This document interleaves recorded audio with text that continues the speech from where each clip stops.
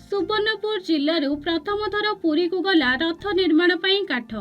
जिल्लार Sonpur block अंतर्गत मल्लिकमुंडा गाँवर आदित्य मिश्र बाड़ी और खेतर थिबा 5टी फांसी गछ आज पूजार्चना पर कटा जायछि। एही अवसर में गाँव एक आध्यात्मिक परिवेश सृष्टि होइथिबा बेले जय जगन्नाथ शब्द रे प्रकम्पित होइथिला। जिल्लारू प्रथम थर जगन्नाथଙ୍କ रथ निर्माण ପାଇଁ काठ जाइथिबारु खुशी व्यक्त करिसेंति मिश्र परिवार और ग्रामवासी। रथ के गछ जाउछे आमे बहुत खुशी अछु। हमर गाँव लोके भी खुशी अछन, ग्राम लोके भी सब खुशी कर कीर्तन धरि के आइथिले आर आमे बहुत खुशी अछु। खेत जुड़े जाउछे, बाड़ी आडू जुड़े तीनटा जाउछे। रथ लागबा बोली आमे बहुत खुश आगरू भी कल्पना थिला, हमर थिबाटा थिला गछ तीनटा रथ जाता वाला भल हेता बोली सेटा भगवान पूर्ण करछन जगन्नाथ।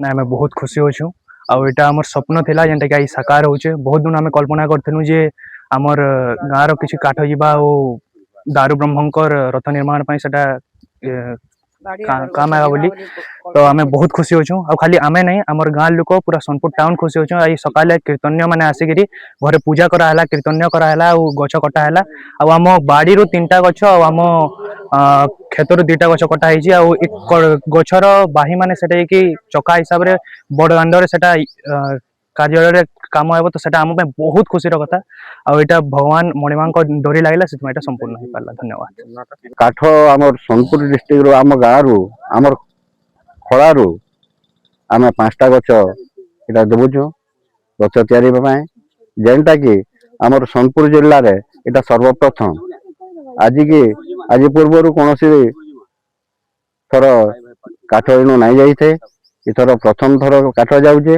एवं 5टा काठ गछ लड़ी कटा ही सारान आम समस्ते खुशी तथा आमर ग्रामवासी खुशी आमर सोनपुर जिलावासी खुशी लगे जेनटा कि आमर सोनपुर रु प्रथम थर रथ रे तैयारी हेबा काठ जाउची।